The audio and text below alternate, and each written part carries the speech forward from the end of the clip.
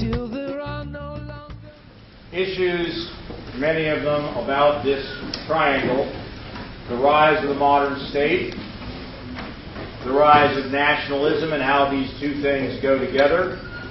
And now we have to talk about this third leg of the tripod and its relations to the others. A simple way to talk about the relations between the rise of the modern state and the international state systems is the famous statement by historical sociologists that states make war and war makes the state. We've seen that ever since we first looked at Charles Tilly, and we'll see it over and over again during this class. It's also the case that nationalism is, of course, a force that affects the international state system. Specifically, it is a potential source of wars, and wars themselves have impacts on nationalism. So this is a fully simultaneous model in which everything is interacting with everything else. What is the international state system? What am I talking about? Whole classes are taught. It's called international relations in the politics department on this subject. What I'm going to do today is not talk about all the theories. I'm going to talk about it historically and talk about a series of systems, that is, basic configurations of power in a fundamentally anarchic world. There's no such thing as a world government. There's a global system, and then there are regional subsystems. Of course, the regional subsystem in the Middle East is the one that will concern us the most. And there are these complex interactions that I've just mentioned that we need to think about. I'm going to divide modern history up into 5 periods. First, there's something that we already know a little bit about, the Westphalian system, that prevailed from the end of the 30 Years' War down to the French Revolution. Second, after the conclusion of the French Revolution and the defeat of Napoleon, there is what is sometimes called by historians the long 19th century, which lasts in effect from 1815 until the outbreak of World War I, a period, as we'll see, characterized by, among other things, British dominance globally. Third, there is the dark period called by modern historians the European Civil War, a generation of unprecedented violence in Europe and also in Asia. We won't talk much about that, in which globally nearly 100 million people were killed. And then followed by the Cold War, with which we are somewhat more familiar, which ended with the demise of the Soviet Union, succeeded by the current period we are now in of American global hegemony. One thing to notice from the gate is that when there are transitions, there is often a great deal of violence. Some of these systems, secondly, are more stable than others. And that's also something we want to think about. Some people talk about the short 20th century. The 20th century, from a global institutional point of view, didn't last from 1900 to 2000. It lasted from the conclusion of World War I, or really the beginning, some would say 1914 it begins, and it ends with the fall of the Soviet Union in 1991. So that's the basic periodization that we need to think about. What was this Westphalian system? Named after a place in Germany where the treaty ending the 30 Years' War was signed. What did this do? First, it enshrined the notion of an international system of sovereign states. The modern state, for the first time, is really part of the action. There's this principle known by its Latin name, whose reign, his religion. It was a way to try to put a stop to the 150-odd years of constant religious warfare in Europe by applying this principle. The notion was that sovereignty adhered in the kings and princes themselves. That is, it was a system of aristocratic rule. Democracy wasn't even conceived of. The notion was the sovereign is the king or the prince or the count or whoever typically he, but sometimes she, happens to be.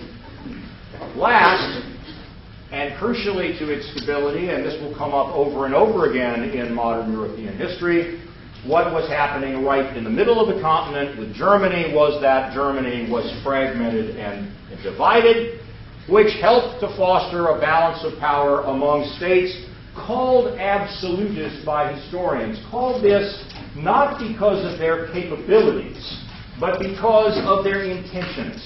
That is, they intended to be absolutist. As we've seen already, they really didn't have the capacity to do this because they didn't have the financial ability, they didn't have the tax base, they didn't have the cadre. Technology didn't permit this, but this was an aspiration. The aspiration was to be absolutist. I'm the king and I rule. The famous phrase of Louis XIV of France, l'État c'est moi, the state, that's me. Right? Full stop. I am the state. The king is the state. So that's the system. This system slowly disintegrated and then violently collapsed. How? First, the beginnings of the Great Transformation. Socioeconomic challenge in particular, and this happens over and over in history. Although there is this economic development process, great transformation of the socioeconomic sphere, industrialization has lots of different names. Although every part of the world seems to go through this, or at least tries to go through this, nations and areas of the world go through it at different paces and at different times. That is, the world has always been characterized by a process of uneven development. So some states go through this fairly quickly, and they become much stronger than other states, because this kind of process creates a greatly augmented power of the state, as we've already seen. In this case, it was the rise of the English and the French that was particularly powerful. Then there's an intellectual challenge, best summarized as the Enlightenment thought, the set of ideas about notions that, well, maybe the king shouldn't be sovereign. Maybe the people should be sovereign. Maybe there's such a thing as human rights. Maybe that in fact, rule should rest on the consent of the governed, and all these other revolutionary ideas that pose a direct intellectual challenge to absolutism. This, of course, finally explodes in a massively complicated subject. French Revolution and Napoleon rightly occupies entire courses in history departments because it was very complicated. But one can see at least three main components that concern us. First is the ideological challenge that we've already mentioned. The French Revolution was saying bunk to the whole set, the fundamental framework of the Westphalian system of absolutist rule. They said, no, that's not the way it should be at all. In fact, it should be a civic nationalism. Then there's a social and military challenge to go along with this, combined together, generating a dramatic political challenge to the system, which leads to a period of wars that lasts from 1790 down to 1815. This is what Europe looked like at the time of the Treaty of Westphalia. It set up this system. Notice a couple of things. Notice that England and France are fairly homogeneous states. Notice the Austrians and the Russians, or the Russians are far away. The Ottoman Empire is still very large and sticks way into Europe. And Germany is entirely Balkanized. It's split up into all kinds of different states. Now, there were a lot of wars that took place during the Westphalian era. There was an important military innovation by the King of Sweden, Gustavus Adolphus, which is the first time that the idea of getting large numbers of men together with muskets to fire in a group, the first time mass firepower was thought about. This was adopted by others. Armies became increasingly professional. Indeed, down to the French Revolution, armies were entirely professional armies. They were all mercenaries. Sometimes they were drafted, but they were drafted for life, as, for example, in the Russian Empire. If you got drafted into the Russian army, that meant that you would spend the rest of your life in the Russian army. There was no going back. That was it. So that's the way it worked. So these professional armies then were somewhat separated from society, which suited the kings just fine, and it also allowed for greater training and so forth. And there were lots of wars. But these wars mainly involved armies, not so much civilians. They tended to be relatively short. Battles were terrible because there was no such thing as battlefield medicine, for example, but they didn't last very long, and the political consequences were not all that important. But all this collapses with the French Revolution. Right? There's an ideological challenge. Popular sovereignty, not sovereignty of kings. Another ideological challenge. Civic nationalism, not the notion of dynastic empires based on fraternity and blood relations. Military challenge was critical. Napoleon was the one who pioneered and invented the idea of the military draft. He said, well, we've got this threat. Indeed, it was even before Napoleon. The French revolutionaries faced invasion from the Prussians, and they mobilized large chunks of the population. This then kind of blended with the professional aspects of already existing militaries under Napoleon to become a conscript army based on a fierce civic nationalism and a French ethnic nationalism that was enormously effective militarily when combined with Napoleon's undoubted military genius. So this shows Napoleon rising in 1799. France has already expanded. There's already been an expansion of France in here. And what happens is Napoleon was a very ambitious guy. This shows where he went. Just a map just showing where did Napoleon go. The guy got around. And he didn't get around as a tourist. He got around as the leader of armies, going all over the place, most critically in Central Europe, and I'll talk about this in a minute, invading Russia, but also notice this. Napoleon went all the way to Egypt. Yes, indeed, he did. He went to Egypt. There he is, shown on the left, next to some of the Mamluk tombs outside of Cairo. And what was this about?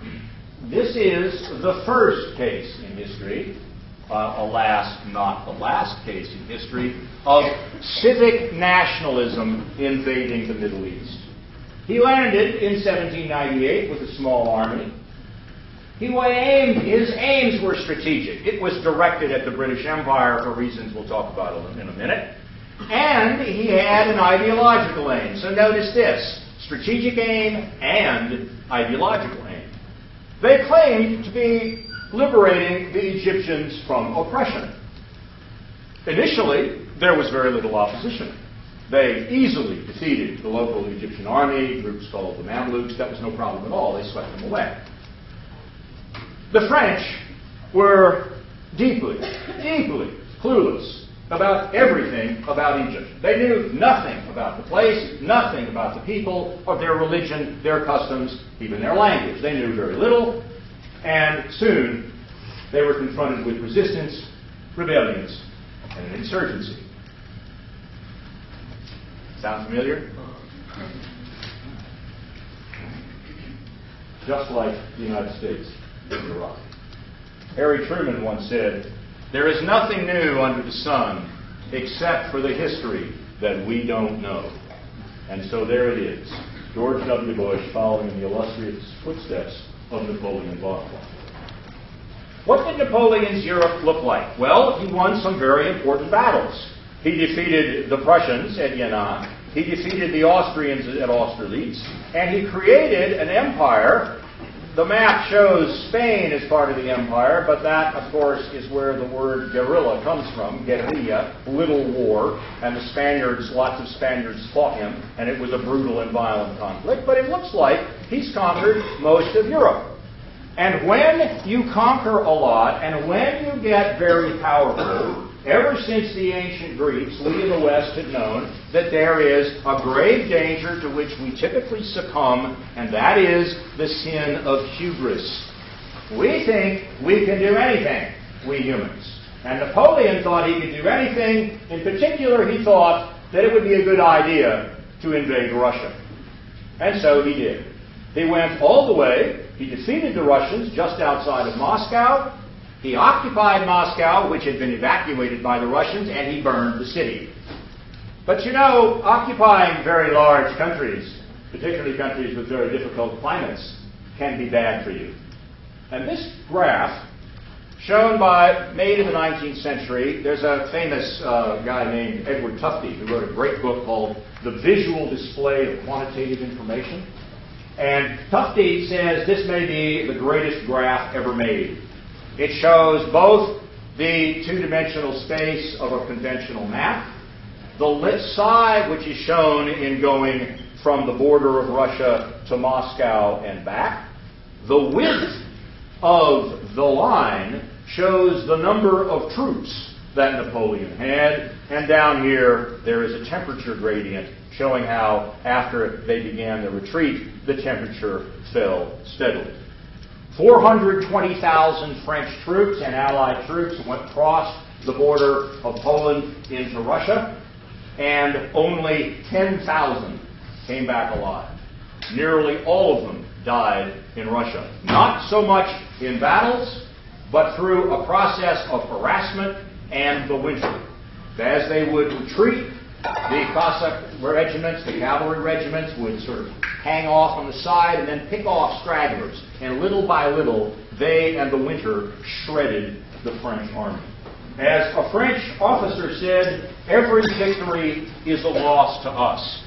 I'm going to be arguing throughout this quarter that this is an excellent metaphor for the United States in the Middle East.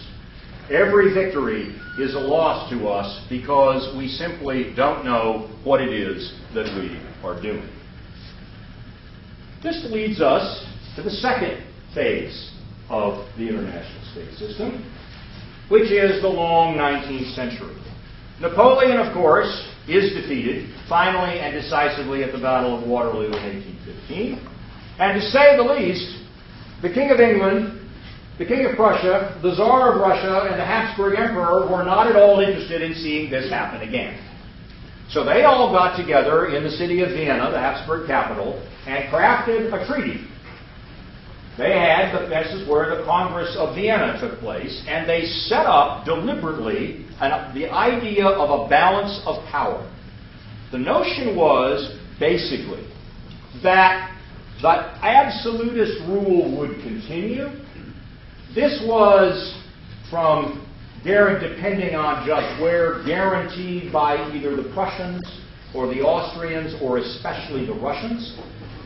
England was offshore, of course, and England did not meddle very much in the affairs of the continent because it was much more interested in its global maritime empire.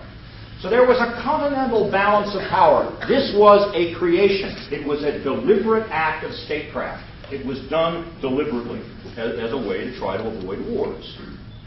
The Britons were left alone. The English were basically left alone, and they dominated global commerce.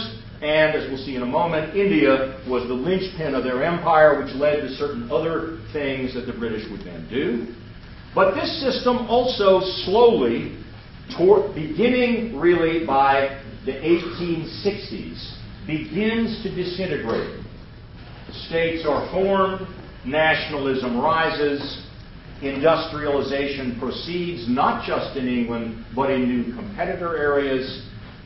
Imperialisms become competitive with one another, and by the end of the conventional 20th century, by the late 1890s and early the first decade of the 20th century, by the 1900s, the Germans and the British are already in competition, and this, combined with some other features, faithfully sows the seeds for the explosion of World War I, which destroys this system permanently. Sometimes this is called the long peace by European historians. You'll see in a moment that it was anything but a long peace for people living in the global south. But from a European point of view, and compared with, say, the 30 Years' War, or, say, the Napoleonic era, it was an era of relative peace. There were some wars, yes, but they weren't, again, very large. They weren't exceptionally bloody. And there were some underlying structural features. This is a picture of Karl Polanyi again, the man who coined the phrase Great Transformation. And he thought there were four basic pieces. I would just add a fifth. The first is the balance of power system that we mentioned. The second was an economic system of international exchanges based on the gold standard. The way this worked was basically, if you wanted to be a major player, you had to copy the major actor, which was Britain, which pegged its currency to gold. Therefore, basically, gold determined the values of currencies, and so the gold standard was the way the international system of trade and balance of payments was equilibrated. There was the rise of the notion of a self-regulating market, an idea we take for granted, but like every other idea, it has a history, it has an origin. It didn't come from nowhere, and this was part of the idea. And then there was the notion of the liberal state. These were Polanyi's four. There was also a fifth, which was throughout the 19th century, steady imperialist expansion, that is, expansion by the European powers into the global south, into Asia, and into Africa.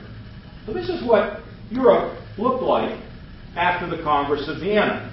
Notice, we've got this balance of power. We've got the French, who are contained. Everything was designed to contain the French because they were the old bad guys because of Napoleon. So they're being contained.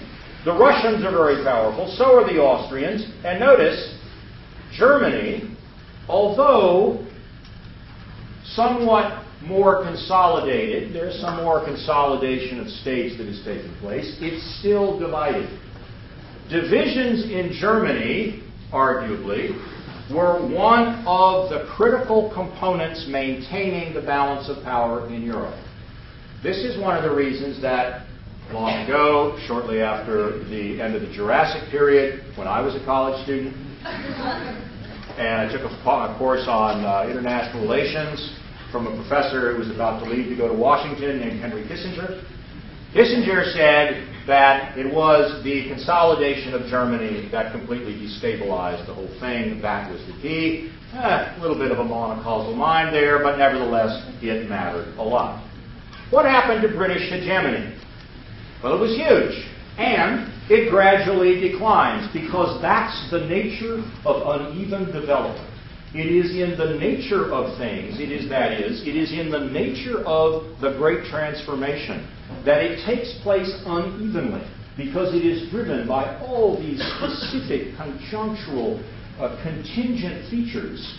And so it never happens at the same time. And if there's one period when, say, the English are dominant, that dominance will recede. And this was what happened here. But they were economically dominant. And they declined relatively. Now this has to be stressed. It's not a question of the British economy declining. It's not a question of per capita output in Great Britain going down. This didn't happen. It's that the output of other places grew faster. From the point of view of the general welfare of the population, you could easily argue that the British people were better and better off because they continued to have this kind of economic development. And that's true. But from the point of view of international power relations, relative strength is what matters, and this did decline steadily because of the dramatic rise of Germany on the continent and an ocean away of the United States. And last but not least, Kissinger was certainly right about this. The unification of Germany led to the destabilization of the state system. Sometimes a single economic graph can tell you a lot. This is a graph of the exchange rate between the US dollar and the pound sterling, that is the British currency. Remember, I said that the pound sterling was pegged to gold, as it was. So these fluctuations, this is the American Civil War in here. Because we ran up such a huge debt, we, meaning the United States government, the Union, ran up such a huge debt, they suspended the connection between the dollar and gold, and so, of course, there was this. But notice this long period. When you're pegged to gold, the British currency was enormously stable throughout this whole historical period, and then, starting with World War I, and so starting with, there's gyrates around, more about that later, and then after World War II, British power collapses. Here's a second economic graph that also tells a lot. There are a variety of measures in economics of the degrees of openness. We don't have to worry about this. That is openness to trade. By using one of these, you can look at the world economy and see this period of British dominance is a period of increasing openness to trade. It was, in fact, a heyday of liberal trade, of free trade, so-called. This begins to decline in the middle to late 19th century. We'll talk about why in a second. There's an attempted reconstruction in the 1920s, and then it collapses in the 1930s, which is the end of British power. And this going back up is the tale of the second hegemon, the United States. What was the new state like? Here's relative British decline. British output is increasing, but other folks are increasing faster. We've seen this graph before. Remember this one? Power generated by steam machines. Here's the red for the British. All the way down to the middle of the century, most steam engines, the critical instrument of the Industrial Revolution, were found in Great Britain. And they still increase, right? But notice the Germans. The Germans get stronger and stronger relative to the British. The Germans industrialized very quickly, very efficiently, and consequently, this became a problem. This is shown here in this graph, where you look at the red for three critical industries: iron, steel, and coal. Well, the British are in red, and they increase slowly. The Americans really explode, but we're a continent away, so we don't matter quite so much just yet, although, of course, we will matter. But what happens to, the red is France. The British are up here in blue. Sorry about that. And then what happens critically for us to this green? Notice the Germans. The Germans grow very rapidly, so there is this increasing pressure on this system. Now, this is what the British really cared about. They didn't really care all that much as long as about the continent of Europe, as long as the balance of power was maintained. They were okay with that. They didn't want any one power to get too powerful, because what they really cared about was their empire in India.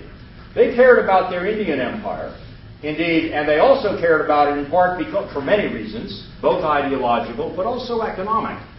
They set up a system where, in effect, wealth from China was transferred to India, where it could be taxed by the British government and transferred back to the United Kingdom. That's skipping over a great deal of economic history, but it's a reasonable summary of the kind of things that went on.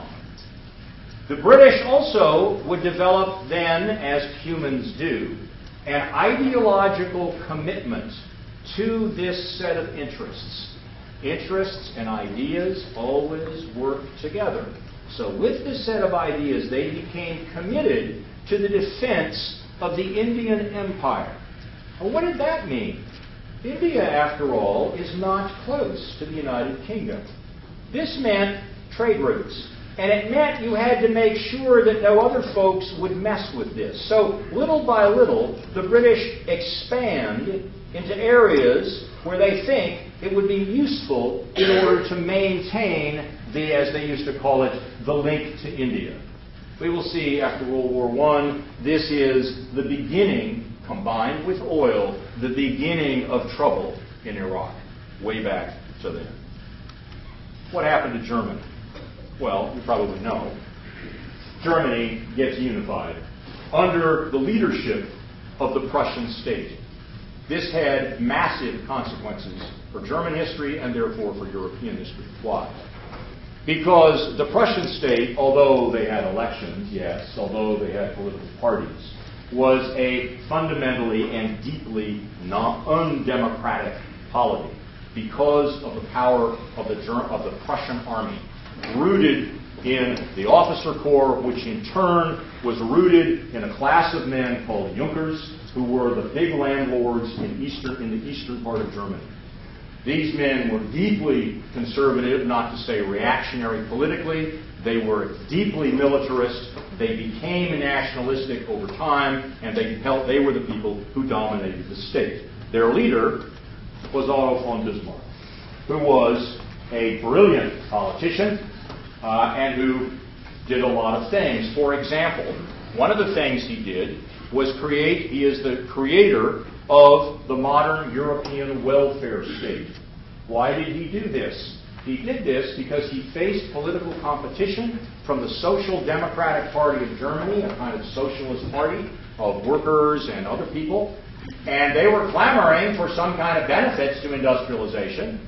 And he decided, okay, we'll give it to them, and that will weaken the Social Democrats, and that's good for us. Or just one example. Bismarck, however, was also very smart about the nature of the European balance of power. The way that he unified Germany was actually in the wake of defeating the French in a war in 1871.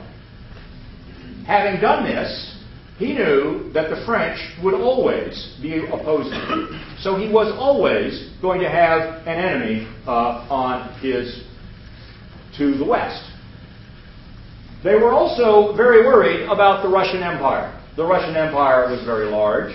It was rather ramshackle and not very well developed or advanced, but it did have huge numbers of men under arms, and so that was another problem. Bismarck understood that Germany could not afford to fight on two fronts. He also understood that it would be political suicide ultimately for the Germans to get into conflict with the British. So he went to great lengths to avoid doing that. But the way the system worked, he was not the only one making decisions, because although he was the prime minister, there was an emperor. There was the Kaiser. Kaiser Wilhelm I was fairly reasonable and understood Bismarck's point. He died and he was succeeded by this man, by Kaiser Wilhelm II. Bismarck's strategy was against France and Russia. Keep them at bay. Don't have to fight both of them at once, but block any advance by the French, block any advance by the Russians if you can, and never, ever get into a big quarrel with the British. A political deal, however, was struck domestically inside of Germany. And this had to do with one of these technological transformations we've talked about. Remember the rise of coal and the rise of steamships, which meant railroads, which meant that it became now economically feasible to transport goods that had a relatively low value per unit weight, like wheat. This meant, starting in the 1870s and 80s, that very large-scale imports of wheat from the United States, Canada, Australia, and the Ukraine began to pour into Germany, and they outcompeted the wheat being grown by the Junkers, the backbone of the aristocratic officer corps of the Prussian Empire. They didn't like this much. Meanwhile, the Americans are getting very good at producing iron, and there's all kinds of clamoring for tariffs. There's clamoring on the part of the Junkers for a tariff to keep out the grain, so that the grain prices can be high. But of course, German manufacturers didn't like that, because that meant higher wages to their workers, lower profits for them. Not so good. So they were in opposition. Meanwhile, the notion of the manufacturers saying, well, we should have tariffs on manufactured imports, the Junkers didn't like that. Just like before the American Civil War, the plantation owners in the South were free traders. They didn't want him, but they didn't like this. They said, fine to let in the imports. It was the North which was industrializing that was in favor of tariffs. What to do? How to square this circle? You do a political deal. And they created something called the marriage of, by historians, the marriage of iron and rye. Rye for the grain grown by the Prussians, and iron being manufactured. What was the deal? Tariffs on wheat, yes, and tariffs on grain. The Junkers got what they wanted. Also, a program to increase the demand for iron and steel products. What kind of iron and steel products? Well, many things, but as we'll see, very much including ships. And we'll see this has fateful consequences. Kaiser Wilhelm II's personality, as we'll see in a moment, also may have played a role. He was a very questionable individual. Sometimes, in conjunctural explanations, personalities make a difference. Here's a cartoon of the time called Dropping the Pilot, where the Kaiser fired Bismarck. Now, prime ministers come and go. This is no big deal, except that it was symbolic of the beginnings of a fundamental shift in German policy. They weren't just dropping the pilot, they were dropping his policy of avoiding conflict with the British. Technological change played a role. The invention of steel-hulled battleships, pompously called dreadnought, fear nothing. And we humans do this over and over again, you know. We're invincible. We're invincible. And no enemy can take on us. Well, oops. And then they figure out some way around it. And we never learn. You know, you think. Now, rats, you shock them. They go around. We do something different. Anyway, this is the dreadnought. Okay? Innovation of the first decade of the 20th century, they were thought to be invincible. There, as you can see, up on the top of the mast, is the Union Jack, the flag of England. The British start building these, and guess what? Well, the Germans start building them also. And so we begin to get a naval arms race. The British were fine with German unification. The British were okay with the rise of a strong German land army. The British were not okay with the rise of a strong German navy, because remember, that posed a fundamental strategic threat to the core of their empire, which was their view of control of the seas. Now, this, as I say, personalities may have played a role here. The man on the left, smoking the cigar in the top hat, was Prince Edward, later King Edward of England. By reports of the time, he was suave, he was cultivated, he was witty, he was handsome, he was, in short, a very sexy guy. His nephew, Kaiser Wilhelm II, was rigid, pompous, autocratic, arrogant, by all accounts, a serious dork. There was a sailing regatta. Because these kings were related to each other, the ruling house of England and the ruling house of Germany were related. They were cousins. Right? They were related to each other. They got together. And they got together in a sailing regatta where Edward really shone. You know, Edward was at his best, and reports of the time say that he attracted the attention of many of the women present. This did not go down so well with poor, benighted Wilhelm. And so Wilhelm is reported to have said, I must have a navy. So personality, we talk a lot about structure, but one guy being suave and another guy being, well, anyway, not so good. And then he gets resentment. Everything is interacting. It's all contextual. It's all conjunctural. This is the way I'm arguing to think about history. So, what else happened? Some very dark stuff was going on during this period of European relative peace. There were some very, very violent conflicts elsewhere in the world. And we've already seen that the Europeans, with their firepower advantage and their organizational military advantages, were able, without much trouble, to conquer large areas of the world. This, the expansion of Europe and various local developments, created horrific, huge crises in many parts of the non-Western world. Here's just a couple of them. In the middle of the century, in the 1860s, there was a thing called the Taiping Rebellion in China, where historians of China estimate about 20 million people perished. This was a revolutionary movement of messianic proportions, where for the first time Chinese dissidents adopted Western ideas. The leader of the Taipings described himself as Jesus' younger brother and mobilized a huge fanatical army, met with equal violence on the part of the increasingly declining Manchu Empire, and it was a very violent deal. In 1856, there was a rebellion in India. The Indians call it their first war of independence. The British call it the Great Mutiny. Right? Words always matter. People describe things differently.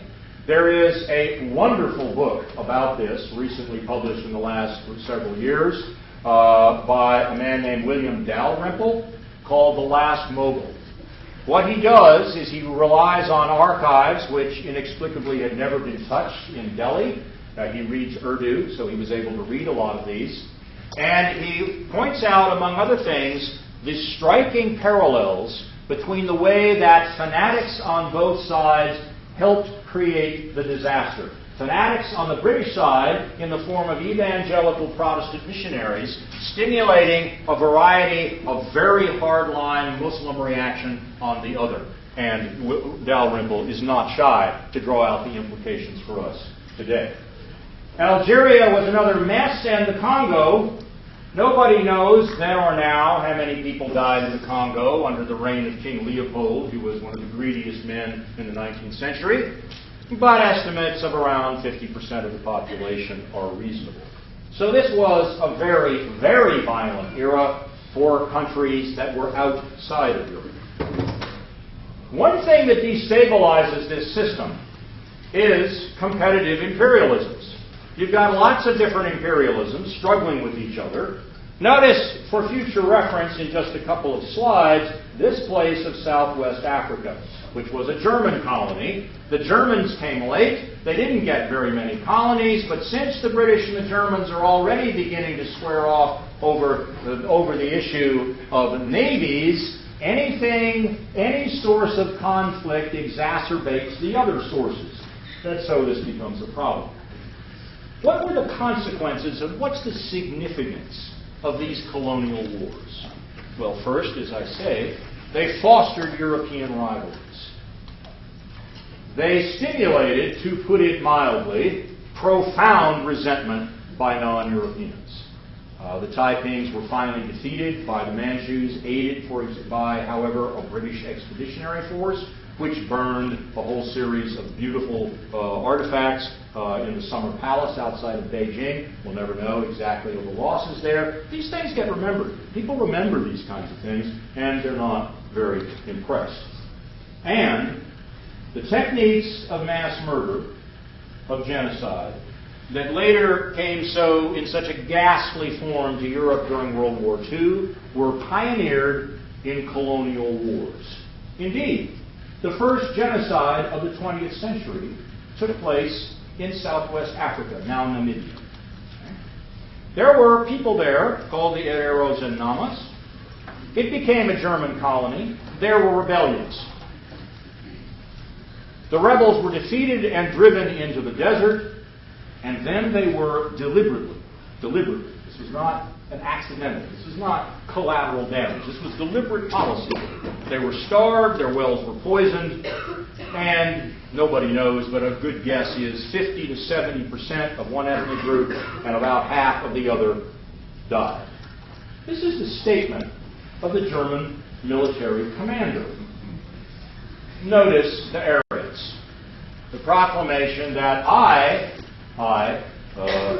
Lothar von Trotta, get to decide whether other people live or die. So that's okay. I'm this person who can do this, a form of hubris and arrogance. And I decide to do this. There he is on the left with a few of his victims on the right. German diplomats at the time defended this action on the social Darwinist grounds, on this kind of perversion of evolutionary theory. It has, of course, nothing to do with real evolutionary theory. Saying that, some people are less evolved than others, and some humans are really not really humans, they're actually subhumans. This notion of some people being subhumans had its origins here, not in Europe later, but there was a carryover. And indeed, this whole experience of the Germans in Southwest Africa was explicitly admired by Adolf Hitler. He looked at this and said, that's when we really had it right. That's when we started off figuring out how to do this. This was, as Joseph Conrad thought, he was writing about the Congo, the heart of darkness, where these kinds of power imbalances, this kind of expansion leads to horrendous human suffering. It's not an accident that Francis Ford Coppola, the maker of Apocalypse Now, understood the connection between the Vietnam War and Joseph Conrad's Heart of Darkness. So we get a world of colonies, essentially with a few exceptions like Thailand, exceptions like Yemen. But apart from a few exceptions like Ethiopia, there are a few, but it's only a few. Every place else in the world, in the Eastern Hemisphere, every place else becomes dominated by Europeans. This is what the British Empire looked like in red on the eve of World War I. Right? There they've got this dominance. This is what really matters to them. So everything else is in this part is really kind of key to that. There are some other expansions, but that's what really matters. Now, one feature of empires that we Americans would be very well advised to pay very close attention to is that empires have a nasty habit of, even as the structural underpinnings that support and maintain their power is rotting away, they at that same time extend their reach. Their power is declining. Britain's relative decline is already begun. As we'll see, it's greatly accelerated by World War I. But in the immediate aftermath of World War I, what do? They expand. Right? They expand in particular into the core area of the Middle East, in Western Asia, into Palestine, Jordan, and Iraq. This is even as they are waning. Then you say, well, how did they do that? I mean, there used to be an Ottoman Empire. How come they were able to expand in there after World War I? This is another element leading up to World War I. Another destabilizing factor is the retreat of the Ottomans. Faced with all kinds of nationalisms, particularly Slavic nationalisms in the latter half of the 19th century. And these nationalisms were often aided by external enemies of the Ottoman Empire, particularly by the Russian Empire. And the Russian Empire was aiding them, but then some of those nationalists, specifically the Serbian nationalists, became enemies of the Austrian Empire. So this leads the Russians to begin to oppose the Austrian Empire, among other things. And the Ottoman Empire retreats. There is a steady retreat from the Balkans as they are basically driven out. And this retreat stimulates repeated conflict that had to be managed and was, until 1914, conflict among the great powers of Europe. The Austrians against the Russians, or the Russians against the British. The British worried about the Russians more than the Germans or the French throughout the late 19th century because they worried about the route to India. They saw Russia expanding into Central Asia, and they were afraid that the Russians might pose a threat. Now, this was fanciful. This was delusional. These areas are gigantic. There were huge deserts and mountains in between. Never mind. Right? People think about all kinds of things. Just because it's delusional doesn't mean that an idea doesn't have dramatic material consequences in politics. The Ottomans fundamentally disintegrate. As the Russians, there's a war, they retreat. Here's a map that sort of says it all. Notice the green line. That green line shows the extent of the Ottoman Empire at the height of its power during about 1800. Okay? It's extended to it was more powerful before, but even in 1800, there it is. It is swept from North Africa entirely by European colonialism in one form or another. It's, as we've seen, driven out of the Balkans in here. And so it's left with the Anatolian heartland and these areas of Western Asia. Iran, which was an independent power, independent country, begins to see its independence whittled away as zones of influence by the Russians in the north and the British in the area adjoining the Indian Empire begin, which, you might imagine, will stimulate a lot of anti-foreign nationalism on the part of Iran, and we'll see how this plays out. Last destabilizing factor, of course, is the famous unstable balance of power, a set of diplomatic agreements where, for example, the British said, if the French are attacked, we'll come to their defense. The Russians said, if you French are attacked, we'll come to your defense. There's a deal between the Germans and the Austrians. And that made it possible, along with all kinds of just elements of sheer rank stupidity and myopia, for the assassination of the Archduke of the Habsburg Empire in Sarajevo, in Bosnia, his assassination by a Serbian nationalist, Pressure then by the Austrians against the Serbs. The Russians come to the defense of the Serbs. The Russian army mobilizes. The Austrian army mobilizes. So the German army mobilizes. So the Russians now are calling the French, and the French mobilize, and the British waver, but they finally jump in, and everything falls apart. These alliances then lead to World War I, which is the third period, inaugurates the third period of this little history tale that we need to talk about. Now, World War I will, I imagine, always be debated by historians. If you try to look at books about the origins of World War I, you will find shelf after shelf of them over in the McHenry Library. Maybe not the whole book is about that, but it's all over the place. And it does pose, as is so often in history the case, a fundamental paradox. How was it possible that a continent, Europe, which in 1914 was at the absolute apex of its power in the world, power technologically, ideologically, militarily, economically, every way imaginable, at the very top of its power, went out and committed suicide and set about a set of policies that systematically destroyed and wiped out that power? The real answer to that question is nobody knows. There are more or less plausible stories. I'm going to be telling a few of them. I've been telling a few of them. But that's what they are, plausible stories. There is a fundamental conundrum here. It's hard to say how it is. And we can ask a similar question. How was it in the first decade of the 21st century that the United States, which was, as we'll see, at the apex of its power, went out and so deliberately took a gun, took aim at our feet, and fired away?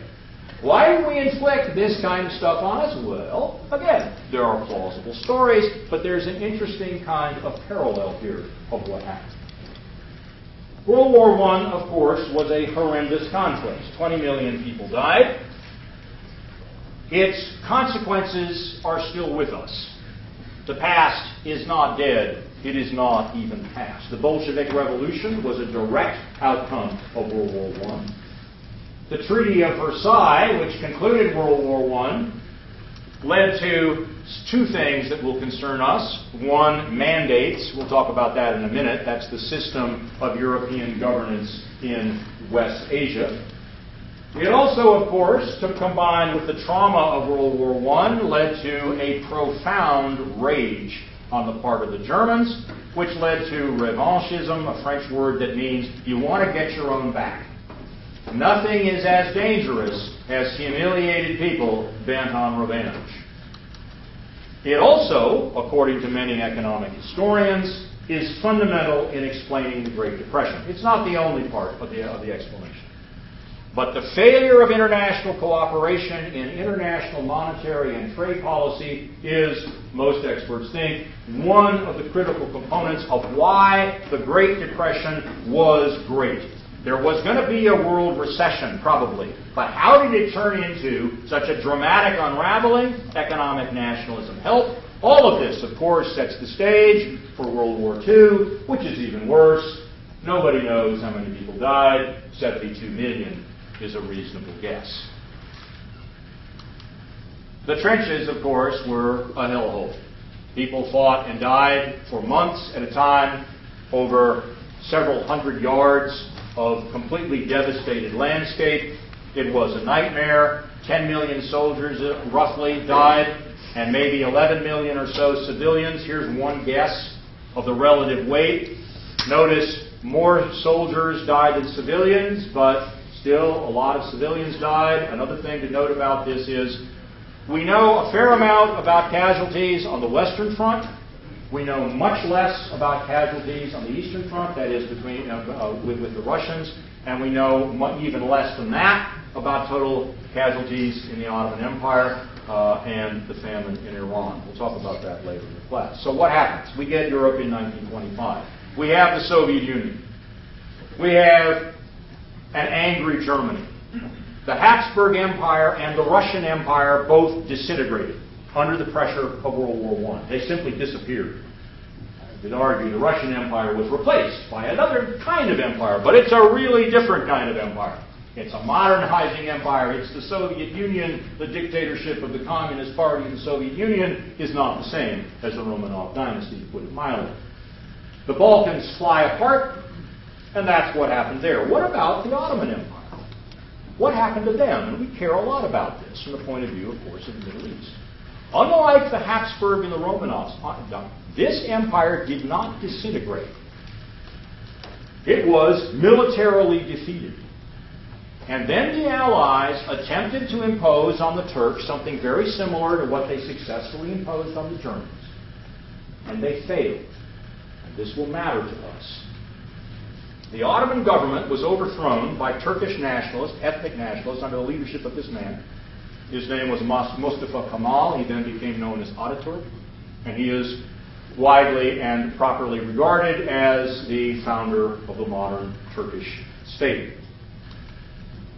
There was a second war after World War I fought in Turkey, and afterwards the empire was partitioned. There is an independent Turkish national state, and then there are these mandates, and we're going to be very interested in both. Most of us Americans don't know very much about World War I in the Ottoman Empire, but it was a very violent and very brutal event, especially over here, with killings on both sides, but also including a deliberate policy of genocide against the Armenians. They were driven back, and notice here, see these little green, little blue lines? Who's that? That's the first British invasion of Iraq. The British invaded Iraq. We'll talk about this later when we talk about Iraq explicitly. The British invaded Iraq as part of World War I, and they didn't go away.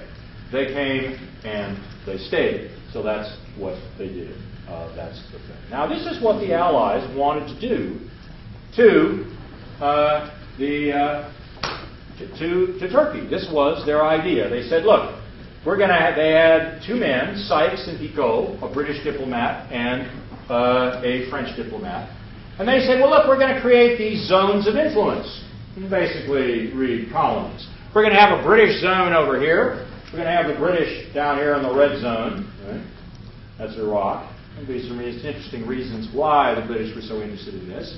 But to anticipate, two things. One, the old-fashioned one, route to India. Two, the newfangled one, oil. The British want to be here. These zone under British influence, and the French get this. They went a little further, actually.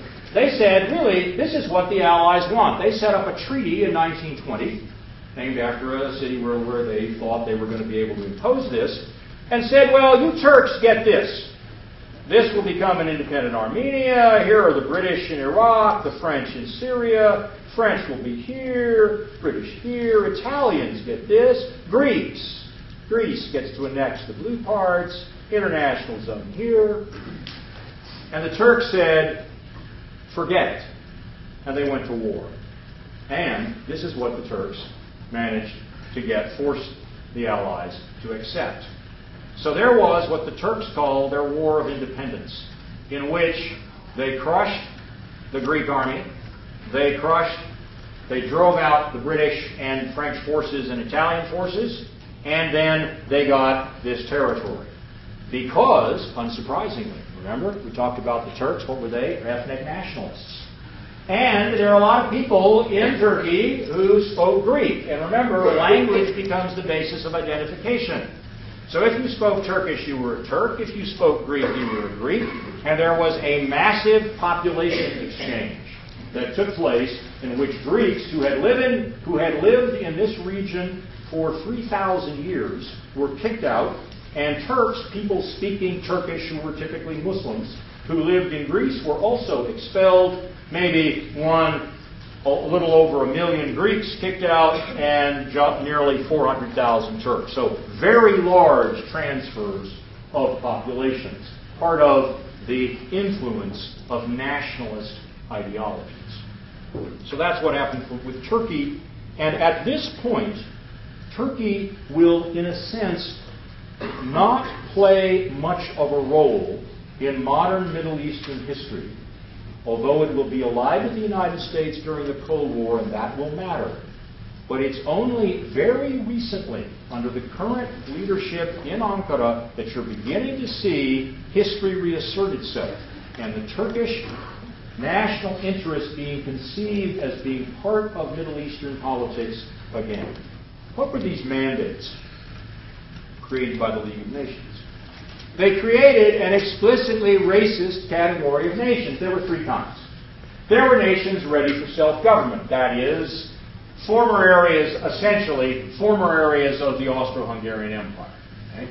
Places like Czechoslovakia, places like the former Yugoslavia, these kinds of places. Then there were politically immature areas called the Middle East. At last, there were the uncivilized areas. So these folks became independent.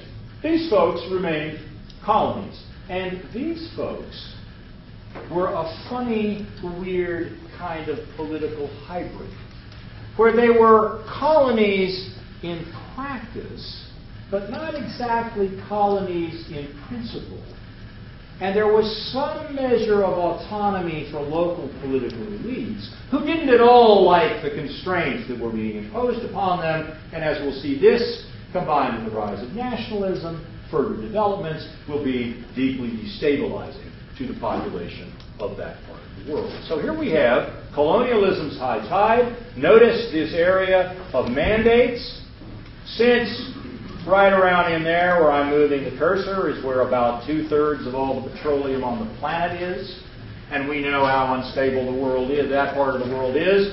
This little red line has a good deal to do with how unstable it is. Here's what the Middle East looked like in 1930. There already Iraq will become quote-unquote independent.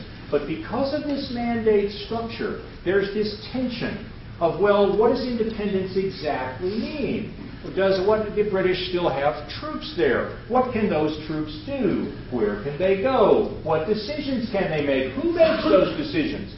Things that, again, become familiar to us Americans much more recently. Middle Easterners did not much like this system of mandates. Here's a map from a historical atlas where every star shows some major riot, upheaval, violent conflict of resistance to this kind of imperialist encroachment, as well as, of course, this stimulated lots of conflict among different ethnic groups and different linguistic groups in the area. By 1925, the core area of the Middle East, which is the Nile Valley and the so-called Fertile Crescent, has been colonized by the European powers, specifically the French and the British, who are on the way down. They are in decline. Here's that graph again of the pound sterling, and the slide begins. There are some hiccups, attempts, but the British are on the way down. To make matters even worse, they hadn't been there very long when the Great Depression, starting in 1929, but really becoming huge by 1930-31, begins. There were deep structural weaknesses in all of these economies. Take an economic history class if you want to learn more. Policy failed repeatedly, over and over again, both at the national level. We did all the wrong things in the United States with determination because we were led by all kinds of theories that we don't believe in anymore. Well, excuse me, they believed them for the last 20 years, and that didn't do so well in 2008 anyway. And problems of global cooperation, again, not surprisingly. People who had been slaughtering and massacring each other from 1914 to 1919 were not in much of a mood to cooperate. Germans and French and British really just didn't get along very well, and that made it really difficult to get certain kinds of fundamental agreements. And so we got economic nationalism, big time.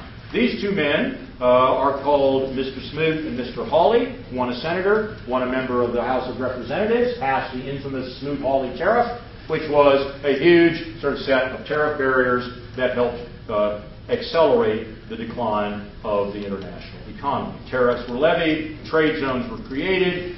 The goal was to create autarky, to be free from foreign entanglements economically, The government was supposed to do a lot of this, and this became the economic orthodoxy of that generation, which matters to us because that's also became the orthodoxy and stayed that way until the early 1970s, and it became the orthodoxy of independent states throughout the world, in the Middle East and in Asia, which will affect the nature of the story, of the narrative we're telling here about what happened in this region that has all this oil. Here's that graph again showing the role of economic nationalism and this collapse of openness during the Great Depression. Now, this kind of global collapse, combined with the political instability, the inheritance of trauma, had some, of course, very dramatic consequences. It led to the rise of a new ideology, fascism. This is a very complicated social movement. It's complicated. It's clearly linked to ethnic nationalism. It's also linked to defense by threatened middling groups and threatened elites. It was linked to state formation, it was linked to these conflicts, and it led to violent authoritarian regimes that mobilized everybody in the country. This pattern was copied extensively throughout the Middle East. And you think about this in conjuncture again. Here's what's going on in Europe. Okay? You've got economic collapse. You had this gigantic World War I. There are all kinds of conflicts all over the place. Nobody agrees about anything. At that same time, the weakened Europeans extend their reach into the Middle East, the French and the British, and there arise some challengers to the French and the British, namely the Italians and then the Germans, and they have this new way of doing things. Now, you're sitting in the Middle East and you're looking at the French and the British coming in here telling you what to do, and you say, oh my, how can we resist this? There are lots of different models you could turn to, and they turned to more than one. But one of them was this model, and this will matter hugely for the history of Iraq, okay? Because this will be one of the things that they will turn to. So, there are these serious ideological upheavals. Ideas also mirror what's going on in the world. Liberalism was on the major defensive, both economically and politically. Marxism was rising, fascism also, ethnic nationalism surging up. Well, we know how all this ends. But first, we have to go into the pit. Because, of course, the German nationalists go crazy under this bizarre ideology of National Socialism, called Nazism in English. And Hitler's goals were very clear from the beginning. Dominate all of Europe, eradicate both Marxism and liberalism, and last but not least, a lunatic project of so-called racial purity. He unified Germany and annexed various other local areas. This made him strong. He rolled over the French, and then in June of 1941, he launched Operation Barbarossa and invaded the Soviet Union. Notice one thing about this picture. This shows German soldiers burning a village in Belarus. These machines, guess what these machines run on? Oh yeah, they run on oil. And that would be a big problem for the Nazis. They didn't have oil. They were Germans, after all, so they were very creative. And they mobilized all kinds of scientific expertise to try to find substitutes, but it was tough to get oil. Now, there were some oil that you might be able to get, and they tried, and they got their hands on some of it. Romania had some. They were going to try to get oil in the Caucasus, in Russia, but it was difficult. That was one of their problems. This invasion of the Soviet Union, we Americans tend to forget this, but it's vital that we don't. World War II was basically a war between Nazi Germany and Stalinist Russia. The overwhelming majority of casualties were suffered on the Eastern Front. That was the decisive conflict. There was never any doubt in the mind of the Germans that that was the decisive conflict. And part of the reason was their completely insane ideology. They had a thing, documents, the original Generalplan Ost, the general plan for the East. The sign says in German, Russians must die so that we may live. And that's exactly what this idea was. The idea was to kill off all the Slavic populations of Poland, Belarusia, and the Ukraine, and to replace them with German colonists. It was this need for room to live, Lebensraum, a completely lunatic obsession. Here is Adolf Hitler and his planners going off to commit genocide in order to get more agricultural land in the 1940s. Within a generation, all of Europe is heavily subsidizing their farmers, desperate so that they will keep on producing. Right? I mean, you go off and do all this in order to get things that within a generation you didn't need at all. You want to think about, we're not as bad as this, but is there something about the way we behave now? Are we going off to try to get resources that really, hopefully, your children will say, you know, why did they do that? I mean, there were ways to get around the use of those resources. You could do it better. They didn't have to go out there and resort to all that violence. This plan, by the way, would have certainly killed, historians agree, far more people even than the Nazis killed in the Holocaust. And the Nazis got very close. 1942 was a very scary time. The blue shows where they got to, but of course, they lost, and they were defeated, and the Soviets planted their flag over the Reichstag in Berlin. And we know the bottom line here. This was the lower depths. That's the gate to Auschwitz up there. That, of course, is the bomb over Nagasaki. And it was a massive bloodletting with, who knows, 70 million? We'll never know. But tens of millions of people lost their lives. Now we get something new. There's something else that comes out of this, and that is the dominance in the globe of the United States. 2/3 of all the world's gold reserves. The dollar was the world's reserve currency, including it was the currency in which the price of oil would be denominated. We set up a system of international balance of payments, which basically made us the world's money manager. We accounted for 1/3 of all economic output in the world. 2/3 of all the manufacturing output in the world. 1/3 of world exports. Our exports were double the size of our imports, and we were the #1 producer in the world of steel and planes and cars and oil. We, in 1945, bestrode the world like a colossus. We were the big kahuna. We were not, however, the only kahuna. There was the Soviet Union. And this leads, of course, to the Cold War. Once the Soviets get the atomic bomb, there is a balance of terror. There is strong ideological competition. There are lots and lots of proxy wars, people fighting each other. And I mentioned at the beginning of the lecture that there are these local systems that are linked to the larger system, but which also have to be understood in terms of their own local dynamics. And here are 4 of them. And we, of course, are going to be mainly concerned with the Middle East. It's useful, in turn, to take this period of the Cold War and divide it, in turn, into 2 sub-periods. This is the deep freeze period, the most dangerous period. Lots of ideological fervor on both sides. Mutual testing, one side of the other.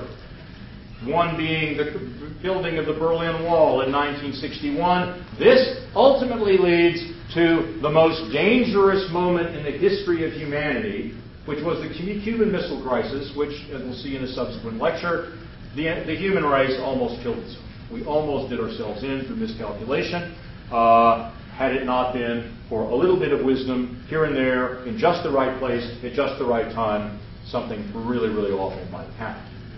Once that was over, stable rivalry kind of set in. Sure, we still were rivals, but there was never, the Cuban Missile Crisis terrified elites on both sides, at least a big enough segment of elites that they didn't want to do this again. Professor Bakovich, at this book I've asked you to read on the new American militarism, professor of international relations at Boston University, has this pungent statement to say about that second period. Out of stability came opportunities for massive stupidity on both sides, and both sides were not shy to seize them. We seized them in Vietnam, and the Soviets seized them in Afghanistan. So this was, of course, a problem.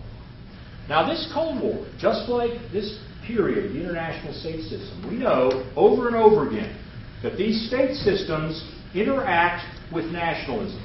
There's that bottom of the tripod. There's nationalism and there's the international state system, and they interact. And this is no less true for this period than it was for earlier periods. Because the Cold War is also the context in which the European powers retreat from their empires. Some of these retreats are bloodier than others. Almost none of them were without any blood at all, but they were retreats nevertheless. This is true throughout Asia. There are retreats. It ends in Africa, and of course, for our purposes, it is also the case in the Middle East. What are some features of this period? Big upsurge in global economic growth. We've already seen this. Dramatic increase in energy consumption, especially petroleum use. Gigantic standing armies, massive technological innovation, and significant beginnings to globalization. As usual, sometimes a single graph can tell you a lot. This is a graph of an estimate of global output per capita in the world. There are a couple of two inflection points. One, the Industrial Revolution in England, and two, the end of World War II and the rise of the petroleum-based modern global economy when it shoots up like that. We've seen this graph before about the way world oil production and population go together. There is a population acceleration in population growth that takes place after World War II. Maybe say a few things about that later. And then, of course, there's plenty of opportunities for misunderstanding the way the world works. Cold Warriors, in particular, saw things through the lens of the Cold War. Never mind local nationalism. Never mind the power of the Great Transformation. No. It's all about the Cold War. So here's a map, for example, that says that the Chinese are allies of the Soviet Union and that Iraq and Syria and Egypt in the 1950s and 1960s are allies of the Soviet Union. This, to put it mildly, is really a stretch. They had complex relations with the Soviet Union. They got weapons from the Soviet Union, but allies, well, that's a little bit of a stretch, as we'll see. So this is the Cold War in Europe. That's only the immediate post-war occupation that's shown, and what happens elsewhere. But, of course, in Europe, fundamentally, there was a deep freeze. It was stable. There were no significant changes until 1991, until 1989-91, when Gorbachev begins to withdraw Soviet troops from Eastern Europe, and the whole thing falls apart. In Asia, something else happened. Here, you get the Cold War interacting with decolonization, local nationalisms, and in particular, after, say, depending on the Chinese historian you like, either 100 years or 150 years of Chinese retreat and weakness, a reassertion of the historical role of China under the People's Republic of Mao Zedong. And that's Ho Chi Minh underneath him, who was a nationalist. The Cold War got pretty hot in Asia in 1950 in Korea. It was a bloody and indecisive conflict. It was made bloodier by the hubris of American leaders. The Chinese government told them, don't get close to our borders. We ignored them. The Chinese came in, and this prolonged the war by, say, 2 years. This is the period, as we'll see later, which is decisive in the terms of the military resurgence and the militarization of the American polity. This is where the military-industrial complex really takes off. And as so often in military history, we were fighting the last war. We thought we were fighting the war against the Japanese. There were some parallels, but it was quite different. This led us to believe that the Korean War was really what was all that was going on in Vietnam. That was very different, and of course, there were anti-colonial struggles, post-colonial conflicts. We saw all of this through a Cold War lens. Now, this history may be a little more familiar to you as Americans because it concerned us more centrally. One thing to notice, as we'll see in a minute, this tendency to put on the lens of the Cold War in order to look at everything was no less true of the way we looked at the Middle East than it was of the way we looked at Asia. What do I mean by this? Well, for example, the Secretary of State of the United States, Dean Rusk, talked about the North Vietnamese communist state, and he said, well, they're just a pawn of the Chinese. They really are just a Chinese colony. Now, never mind that the Vietnamese have a 1,000-year history of fighting and resisting Chinese dominance. Never mind that it was known in intelligence circles that when Ho Chi Minh was faced with the necessity to make a deal with the French, and some of his aides said, "Why are you doing this?" And he said, quote, "Better to eat French shit for a generation than to eat Chinese shit for 2,000 years." This is not the voice of someone who's a Chinese puppet. Okay? Similarly, the United States said that the People's Republic of China was a Russian colony. This, of course, was utterly fatuous. It had nothing to do with reality. We even said that we said this explicitly. So everything was viewed through these lenses of the Cold War, and when you misperceive reality, trouble will follow. Well, we did this in the Middle East as well. There's decolonization. We wanted to set up a tier against the Soviets, right? The southern part of the Soviet Union is Middle East. And so we wanted to have something like NATO down there. And a couple of states thought that was okay. That suited them. But that also then got entangled with local decolonization struggles, and that became a big mess. Meanwhile, there's this completely independent conflict, the Arab-Israeli conflict, going on to this day, which also gets tied up and embroiled in the Cold War.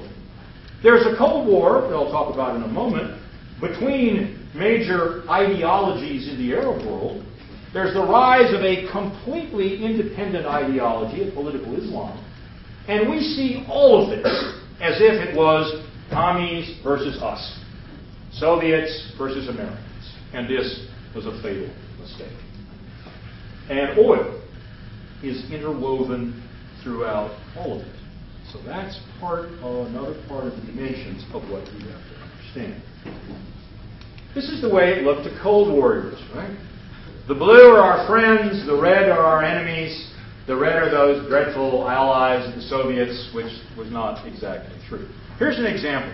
The Arab Cold War. That phrase comes from Dr. Malcolm Kerr, a guy who was a colleague and a friend of mine, one of my mentors. He was a political scientist at UCLA.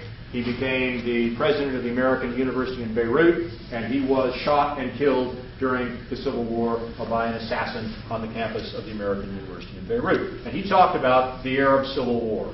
Okay? What did he mean by this? A conflict between two ideologies embodied in two nation states.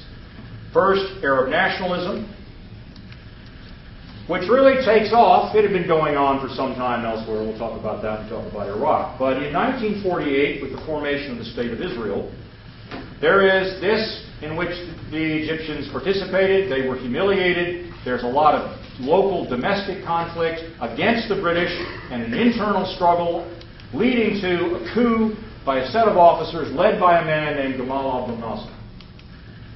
There then will be a Suez Crisis, the last hurrah of British and French imperialism, and a war of 1956. There's a coup in Iraq that we'll learn much more about later on, led by this man, Abdul Karim Qasim, right there. Developments in Lebanon, and all of this leads to conflict. In the War of 1968, map on the left shows the UN partition plan for Palestine. Map on the right shows the ceasefire line. Afterwards, what did Nasser have to say?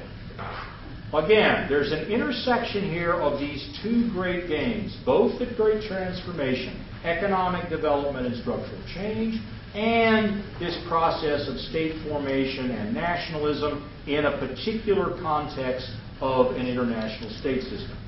He was a nationalist. He overthrew an old monarchy. He wanted to modernize and develop the country. How to do this?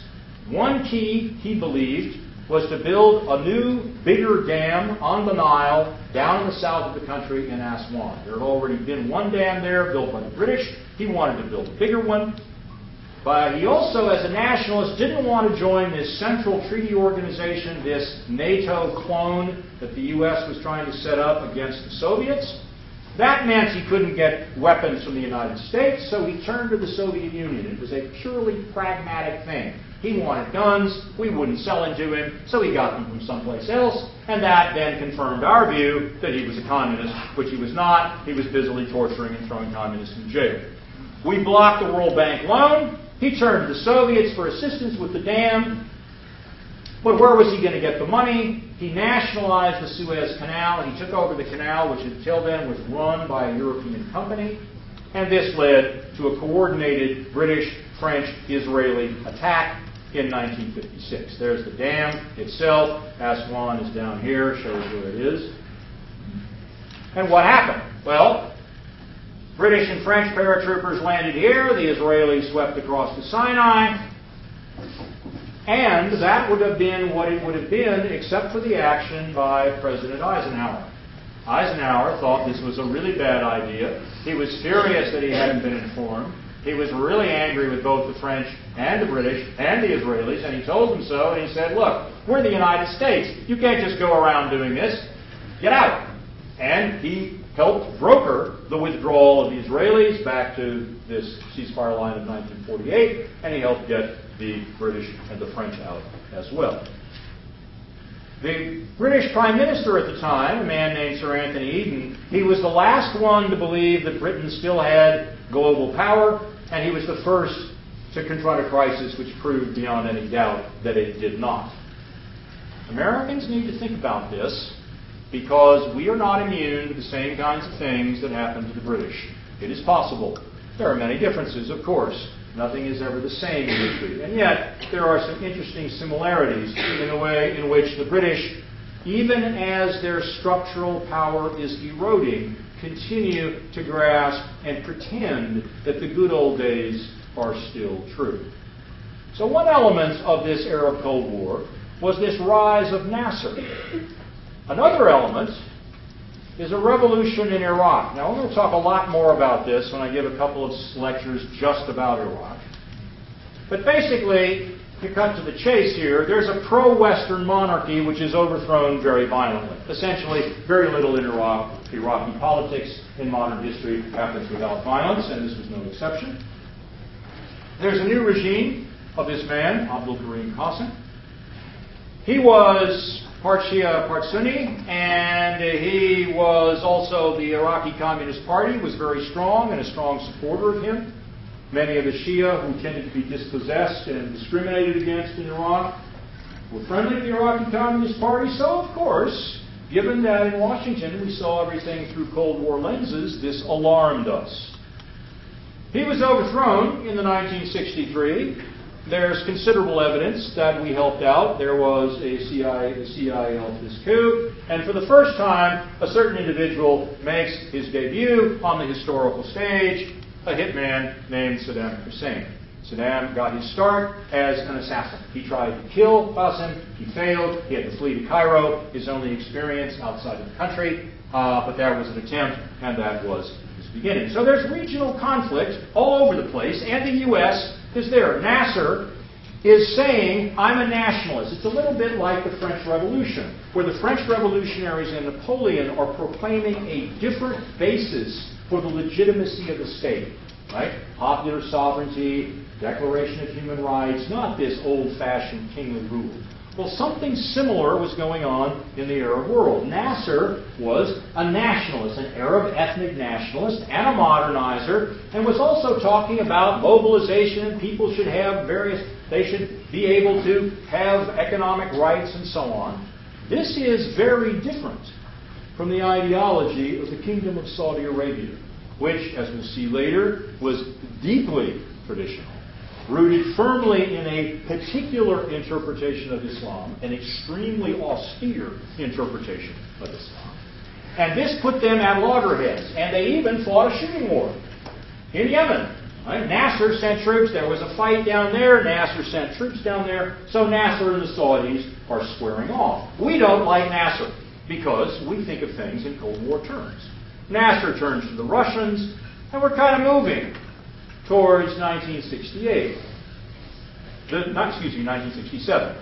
This Cold War effectively ended with Nasser's defeat in the June War in 1967.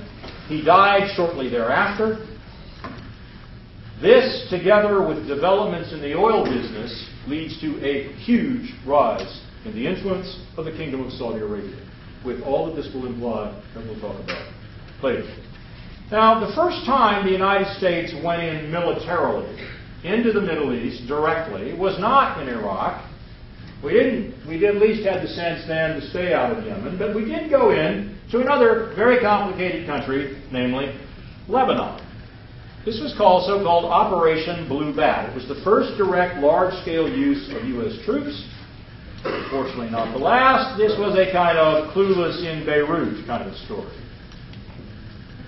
Lebanon is fractured in many ways by religion, typically by religions. Lots of religions and then other ideologies affiliated loosely or not with religion. At the height of the Lebanese Civil War around 1980, there were at least 13 major militias all fighting each other. So this is a complicated place. A Maronite Christian refused to back Egypt during the Suez Crisis. The Maronites, who were Christians, who were so-called Uniate Christians, that is, they kept their own liturgy, but they acknowledged the supremacy of the Pope in Rome, had long been closely allied with the French. They long had Western connections, so they didn't much care for Nasser and his nationalism. Sunni Muslims, on the other hand, in Lebanon, they liked Nasser just fine. Civil war was on the horizon. The president called for U.S. help. We sent in the Marines to hold the airport, and we stayed for several months. This, happily, didn't lead to any large disasters, but it did little to impress Sunni Muslims, who, of course, are the large majority in this part of the world of our good intentions. I mean, Christians, there are lots of different kinds of Christians in Lebanon, and there are at least 3 different kinds of Muslims. Not everybody, all Muslims agree the Druze are Muslims, but never mind. You get a sense of how complicated this is. You get a sense that if you send Americans, we're known for many things. We're very good at technology. We're not known for our deep and nuanced understanding of complicated foreign countries, to say the very least. You send us there, trouble may follow. We saw all this as if they were primarily Cold War conflicts. I mean, here you've got Lebanon with all these conflicts. Sure, when you've got a big... Look, it's simple. If there's a complicated street fight going on, and there are these big outsiders, and they come in and say, I think I'll help you. Sure, sure, come on in. Yeah, good. Help us out. But that doesn't mean that, really this has anything to do with the concerns of the big guy. No. You're trying to use the big guy to get your ends in this local place, which also means that locals have a great ability to manipulate the big guys. And boy, was that true in Iraq, as we'll see later. So, we saw all of this as if they were Cold War conflicts. We supported anybody who would claim to be an anti-communist. And that's a lot of folks.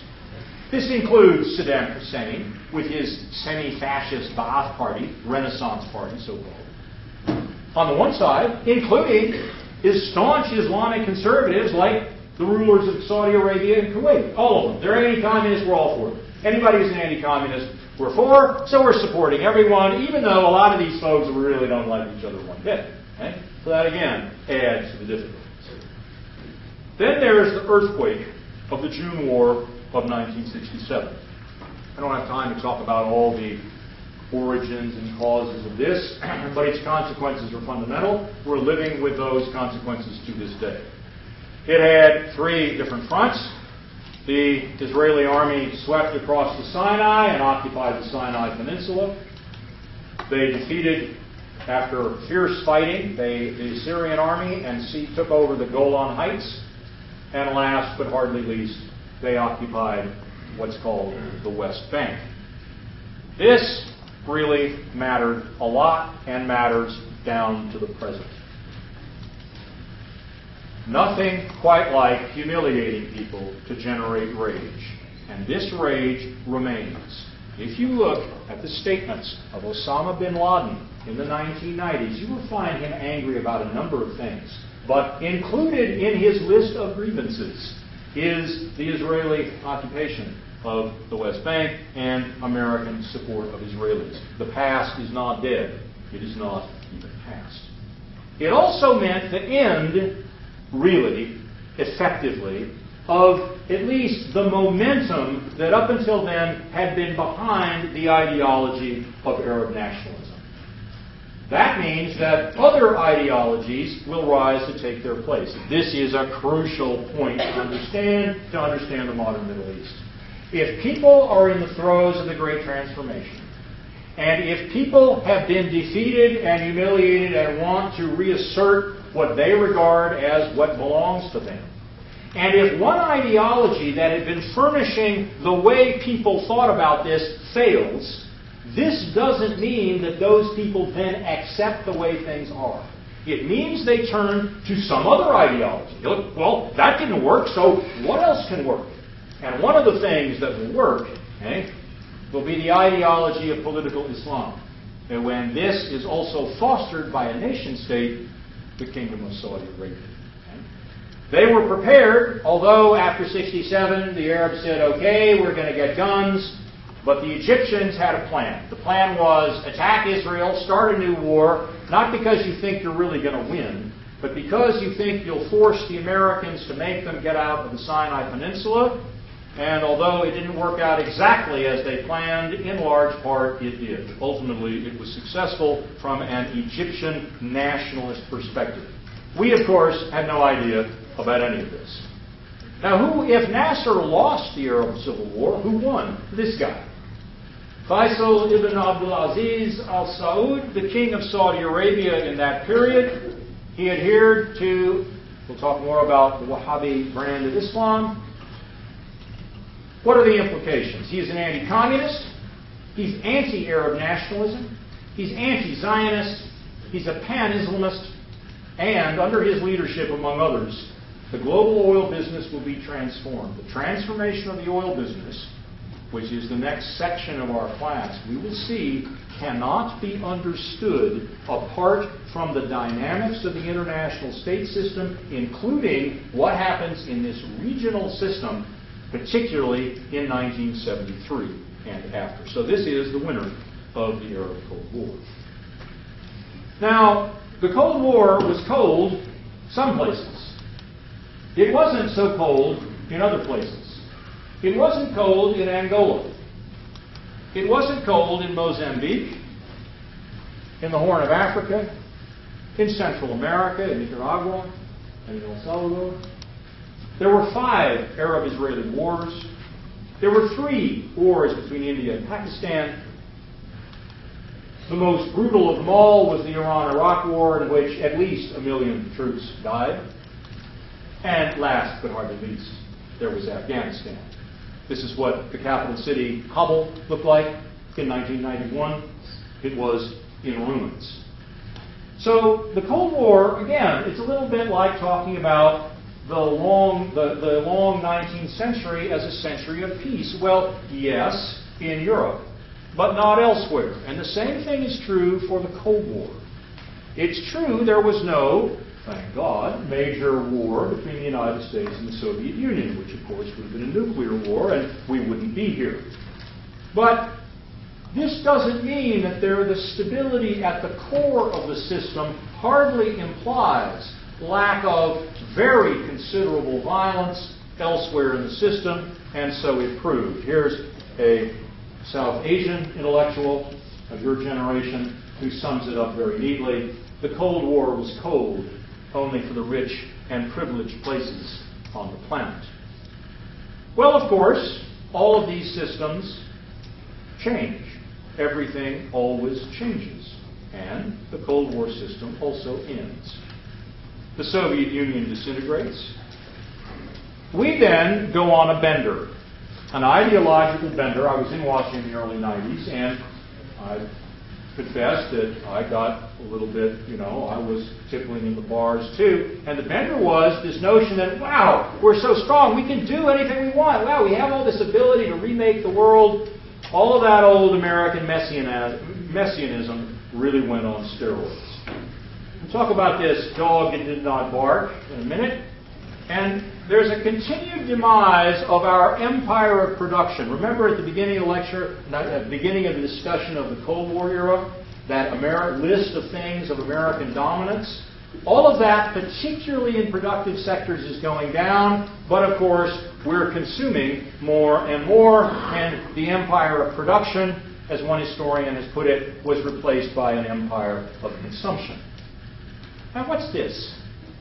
There's a Sherlock Holmes story called The Dog That Did Not Bark, in which the great detective solves a murder mystery because there's a giant mastiff on the grounds of the murder, and there's evidence that on the crucial night of the cloudy moon, when the murder is committed, the dog did not bark, which means his not barking tells you that the dog knew him and tells you, therefore, who did it.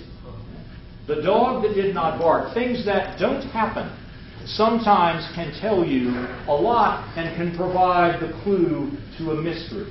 Here's the dog that did not bark about the end of the Cold War for the United States. After the after the American Civil War, the Union troops went from over 1 million men to 57,000 men in 1 year. Dramatic, radical demobilization of the army because the war is over. It's over. What about World War I?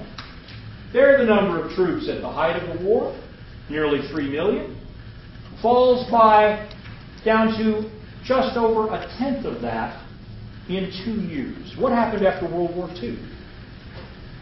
On VJ Day, Victory over Japan Day, 1945, there were approximately 8 million men and women in the U.S. Armed Forces. Within a year, that had fallen to 1,800,000, and by 1947, it had fallen to 900,000. So, big wars, big victories, demobilization. Then we have the Cold War. Big, long war. It's called a war, right? Cold War. It's over. And what happens? Nothing. The dog did not bark. There is no demobilization, even though we were the only superpower around anymore. But yet, we did not demobilize our army, which, in terms of American history, is exceptional, as this slide shows, not normal. We were hegemonic, right? There's no state-level military rival to us. We continue our slow decline, but there's a resurgent militarism that I'll talk about next week, linked to a messianic nationalism, a delusion of global dominance, abandonment of multilateralism. All kinds of non-state actors are strong. Meanwhile, quietly, steadily, inexorably, Chinese economy and the Chinese polity get stronger and stronger. So the question is, there are a number of questions, but notice again, if you think historically, the United States is not exempt from history. We Americans don't do history. We should start, because there is no reason to think that we are exempt. There's no reason to think that as this system shifts, where American relative global dominance changes, we might not see something similar to earlier periods in the international state system. That is, that we might go back to the future, which is a very violent one. We'll continue this discussion next week. Have a great weekend.